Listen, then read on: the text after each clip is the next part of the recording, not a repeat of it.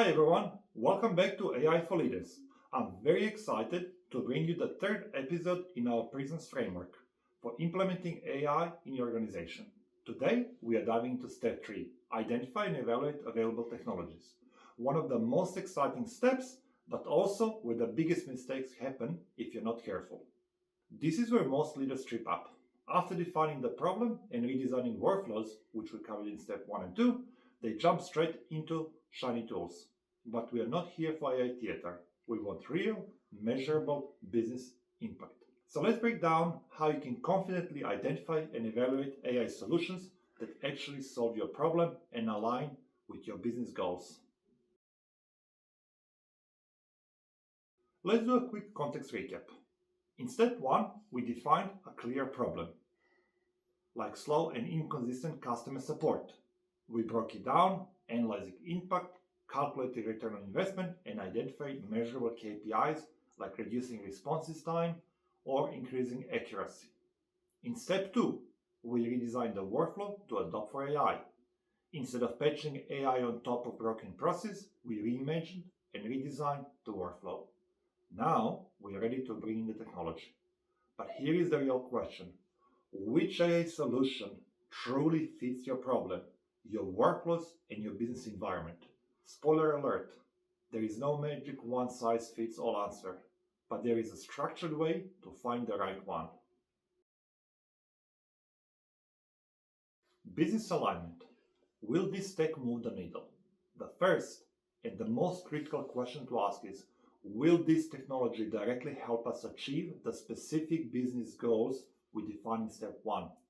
Remember, we are not looking for the AI for the sake of it. We are looking for the real, measurable impact. For Company X, the goal was to reduce average email response time by 30% and improve customer satisfaction score by 20%. So, the technology needs to directly address speed and quality of customer responses. Example, Company X shortlisted an AI summarization tool that could quickly condense long customer emails. While impressive, it did not help generate faster responses. It just made the reading part easier. On the other hand, a conversational AI platform with strong natural language processing capabilities could draft complete, contextually appropriate replies for agents, dramatically speeding up resolution time and improving consistency. Professional tip: don't fall for generic features or technical jargon. If a solution doesn't clearly and directly move your KPIs, like cutting response time, improving answer accuracy, or increasing customer satisfaction, it's a distraction, not a solution. 2. Integration and implementation.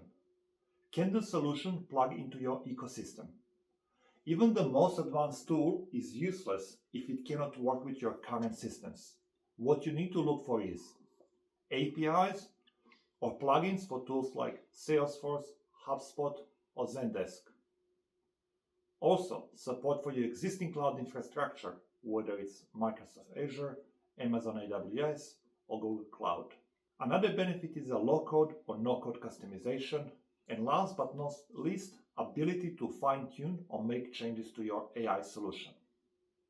For example, imagine you choose a cutting-edge AI chatbot, but it can't access your ticketing system.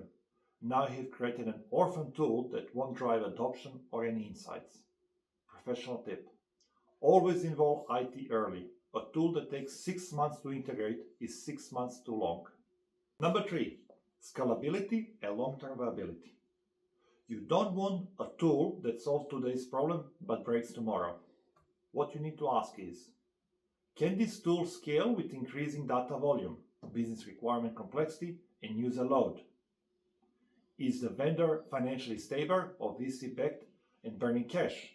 Are there case studies or other companies scaling it successfully? For example, AI in customer support. Can the tool also handle voice interaction in the future? Is it multimodal or is it just chat? Professional tip: look for an open architecture and vendor roadmaps. Avoid lock-in whenever possible. Number 4, operational feasibility. Can your team support it? This is where many leaders underestimate the workload. Does your team have the skills to manage the tool? Will you need to hire machine learning engineers or data scientists? What does maintenance look like in both short and long run? For example, a custom trained LLM might look impressive, but if you need to constantly fine tune it or clean training data manually, it could become a real burden. Professional tip: choose tech that aligns with your people, not just your problem. Number 5, risk and compliance. AI is not a toy.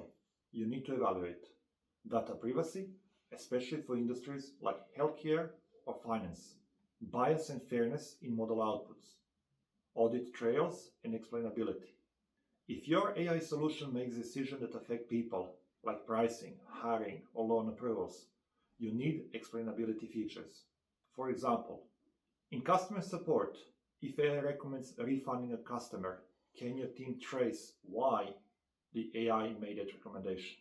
Professional tip: ask vendors how they address GDPR, CCPA, or other regulatory requirements. If they cannot answer clearly, that's a red flag. Number 6, cost and return on investment. Last but definitely not least, is it worth the money? Don't just look at licensing fees. You need to include implementation costs, training time, maintenance and upgrades, opportunity cost of your team bandwidth. Then, weigh that against your projected savings or gains. ROI needs to be tangible. For example, let's say your support team spends 10,000 hours a year answering repetitive emails. If an AI tool can cut that by 50% and you value each hour at $30, that's approximately $150,000 in savings. Professional tip: run the numbers before you sign the contract. Use your smart KPIs to estimate outcomes. The power of a structured evaluation process. Now that you know what to evaluate, how do you actually do it?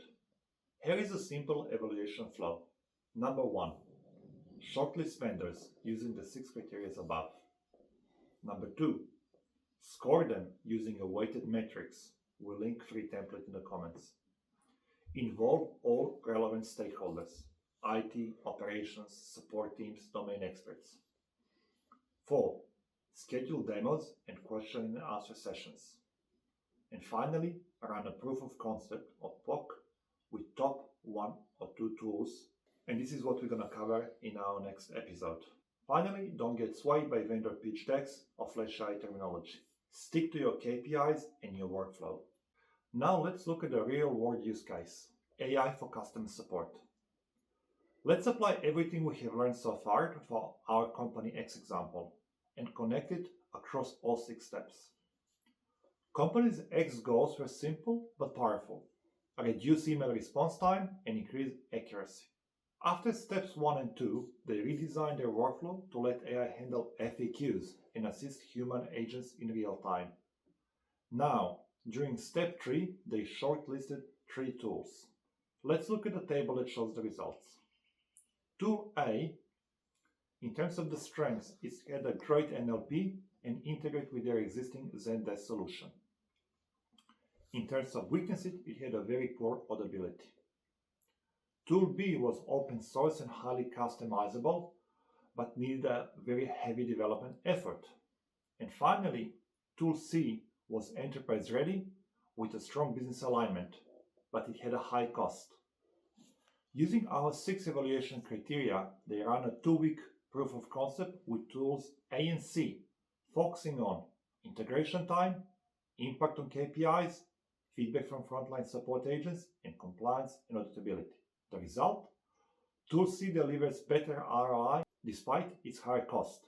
Company X moves forward with a limited scale deployment, smart, strategic, and fully aligned with their business goals. That's a real world outcome driven AI leadership. Let's recap what we covered today. Number 1, don't choose tech first. Choose business aligned tech. Number 2, use a structured evaluation based on 6 criteria we listed. Number 3, balance business goals with feasibility and risk. And finally, number 4, prepare for a proof of concept before rolling out at scale. In the next episode, we'll cover step 4, start small, develop a proof of concept, and iterate, where we validate our assumptions in the real world and turn strategy into results. If you found this video helpful, please hit like, drop a comment, or share it with a fellow leader trying to make AI work in their organization. And don't forget to subscribe so you don't miss the next episode in the P.R.I.S.M. series. Thanks for watching and see you in the next episode.